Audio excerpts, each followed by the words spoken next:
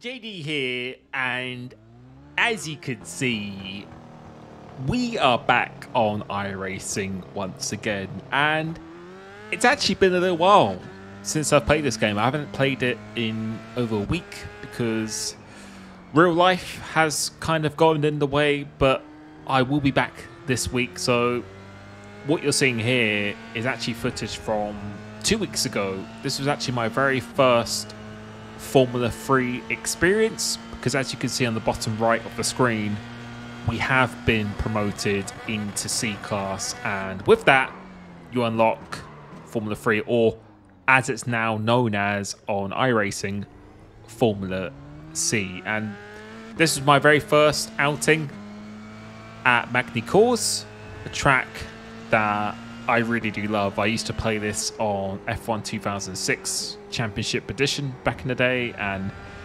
this is actually one of the circuits that I really wish F1 would maybe consider returning to, because the flow of it, the speed, it's got pretty much everything. But you can see for this very first lap, taking it nice and steady, and a lot of people have said that this is probably one of the most competitive classes, Formula 3, because there's just so many drivers signing up. It can be quite chaotic with the driving, and it does hold some very fast drivers. So I'm just trying to do my best to get up to speed here, and as always, just learning the process, because you can see here we're really struggling, because on iRacing compared to F1, you don't really want to be on the brakes 100% that much, if at all, because it's really easy to lock up, especially in this car here. But you can see we've actually moved on, and you're about to see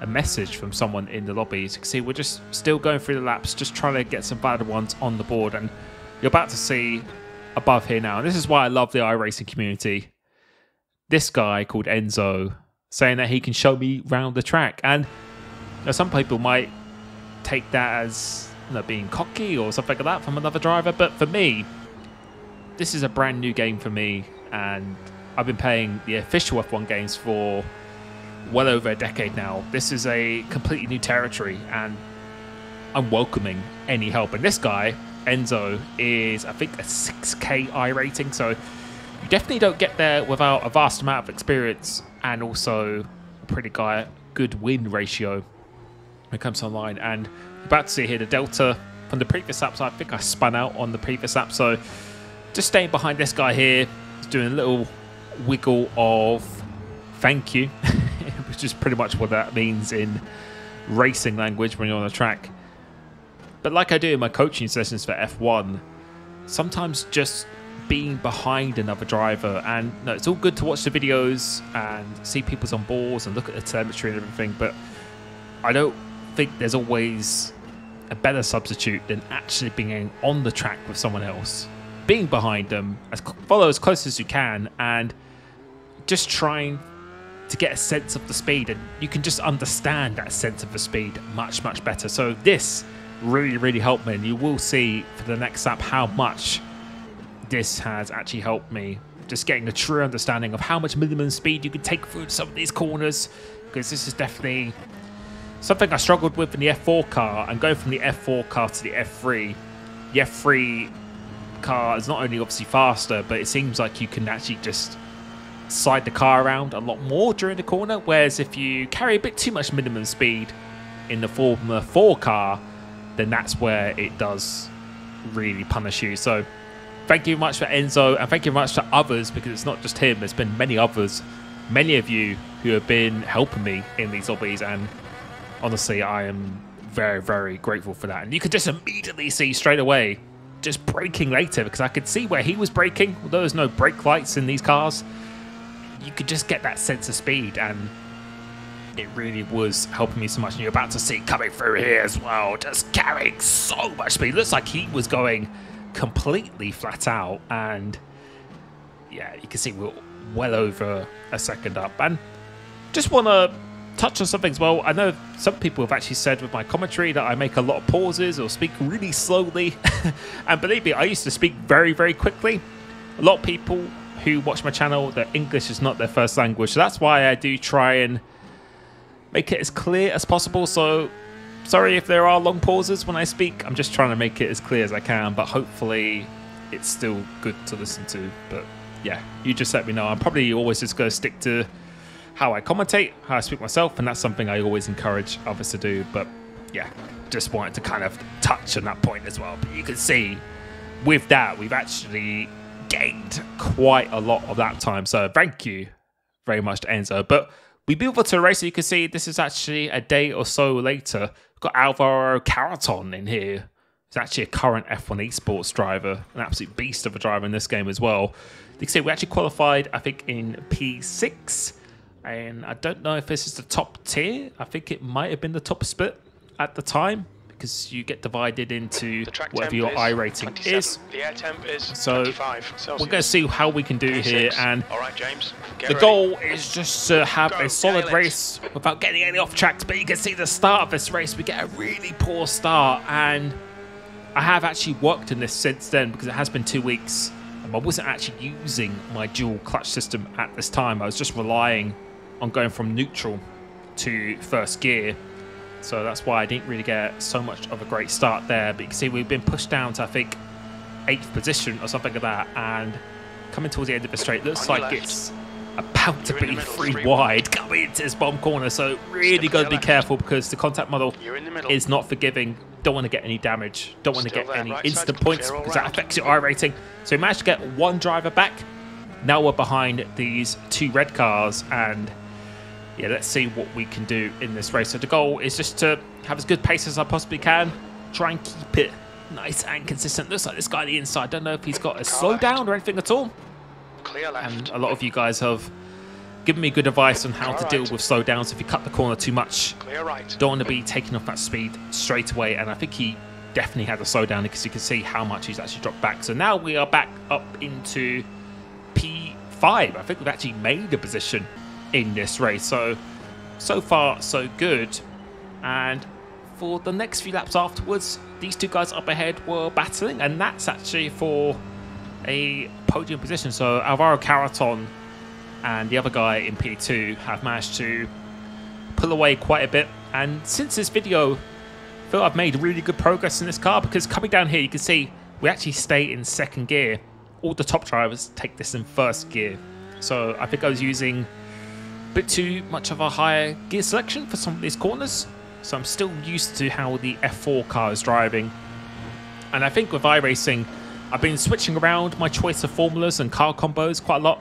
But I think a lot of the very good drivers, they kind of stick to a certain discipline of car, or just even the same car for quite a lot of it. So I think that's something I might do in future once I get a bit more experience. But for now, definitely want to try and diversify it. This guy's made a pretty big mistake here, and that corner is absolutely terrifying. It is so easy to lose the car going through there. But now we've been promoted up into P4, so make them work for it.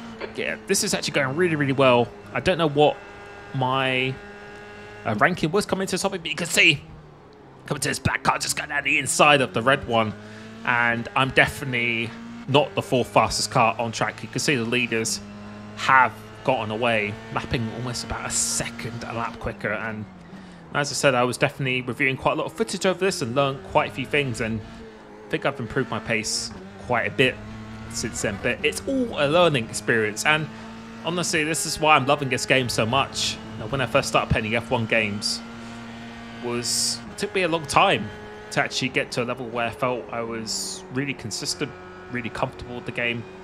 And that's exactly the same process that I'm going through here. But you can see this guy behind me now is definitely faster than me. I've seen him quite a lot in other lobbies. He's someone who does F3 all the time, it seems. So we're not really going to fight this too hard. So it's better to be safe than sorry. Just trying to play it a bit smart. So go through here, leave some room on the outside, and he gets a better run. And we're just going to slot behind him. And yeah, not really going to fight this too hard, because otherwise we're just going to get damaged and both our races could be ruined. You can see the race in F3 is quite long. It's 27 minutes. So it is quite a bit more of an endurance race than a sprint race compared to normal. But you can see there's this other guy behind as well who seems to be a little bit faster than us. So we're just going to try and stick with Andy Reid, who I've raced with at other tracks as well. I've seen him quite a lot in the F3, and he seems to be a very fast driver, and looks like he's just carrying so much more minimum speed coming through these corners. And this is with fixed setup as well, so I think the only thing you can change is the brake bias. I'm not quite sure what brake bias people are using around here, so maybe if anyone is good in F3 in the comments, maybe post down below what you are using. But you can already see he's pretty much broken that 1 second gap. James, and come on, stay focused. Apex my engineer is trying to give me a bit of a motivation coming through here, but yeah, he's already broken or created enough of a gap where I'm not going to get any benefit from a slipstream. And you can see the guy up behind who's gone a little bit wide and exit this corner. So Steve seems a bit faster. You can see again, doesn't seem to be that close, but you could just see how much more minimum speed that he is going to be taking coming through his corner. So as we come towards the end of the straight, coming into his hairpin, yeah, this is a corner where I was losing quite a lot of time when I reviewed the footage after this. So I should have been using first gear, using a lot more minimum speed. You can see, look how much he's actually closed in. Coming through into this corner as well, from that 6K iRacing driver, Enzo, he taught me to use the track going through it. It looks like the guy is locked up a little bit, but so have we. So it kind of put us off, and now that's allowed the guy behind, I think it's Sunday or Sandy, if I can read that correctly, to get down the inside here, but we managed to get a bit of a better exit. Now coming to here, it's so hard because you just can't see the apex at all. It's just a completely blind corner going into there. And for this part of the lap, I was definitely struggling as well. Just needed to use a lot more minimum speed and really just trusting the grip of the car, because as I said, in the F4 cars you can't really throw it around during the corners that much, whereas in this one, the F3 car, I think really doesn't mind being slid around quite a bit more. You can see turning in way too late going through into there, but still getting a relatively good exit. So this time, this guy behind Sunday looks to be a little bit closer, so let's see what we can do here.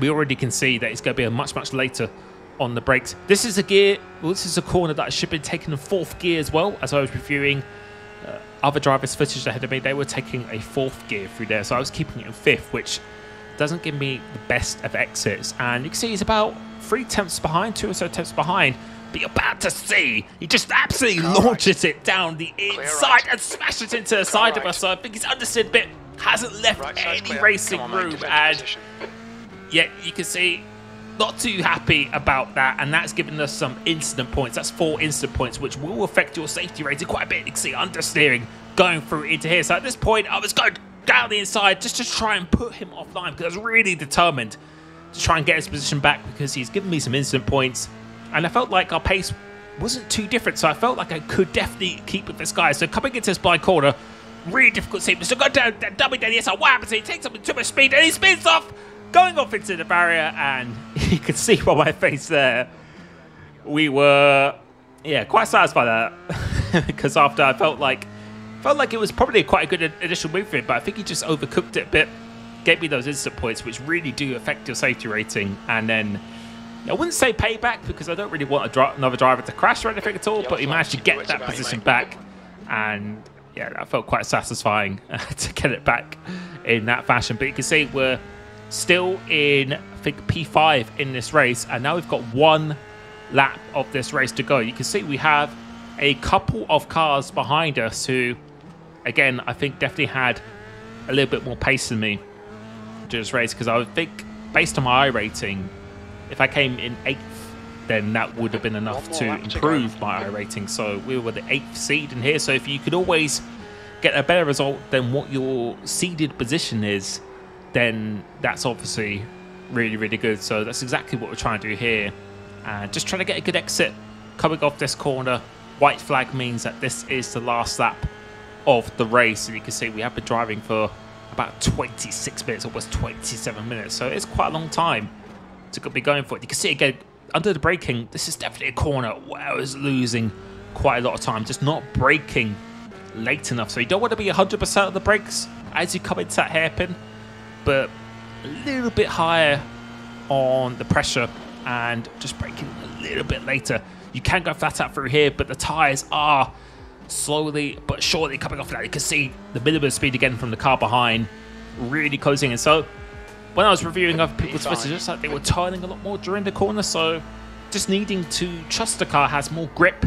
And I think so we're just taking it nice and easy through here, and you can see he's understeering a little bit behind us. I think with that dirt, yeah, you can see he's got off the racing line, and now he's been punished, and that means there is absolutely no more pressure coming into here. And 2 litres remaining. I was pretty happy with this result, considering the drivers in this field, the drivers ahead of me and some drivers behind me were definitely a lot more experienced, definitely had more pace, and we're going to come home in P5. I was pretty satisfied with that. You can see nod of approval there.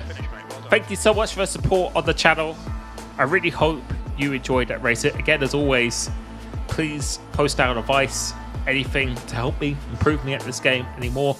I will be doing a lot more iRacing this week, so if you'd like to race me, then just jump on iRacing, or if you click the join button, I will start doing private lobbies with people on iRacing, which is actually something I'm looking to get started next week. So if you want to race me in F122 lobbies, but also in the iRacing lobbies themselves, then go ahead and click that join button. Thank you so much for the support on the channel, and I'll be catching you very, very soon. Peace.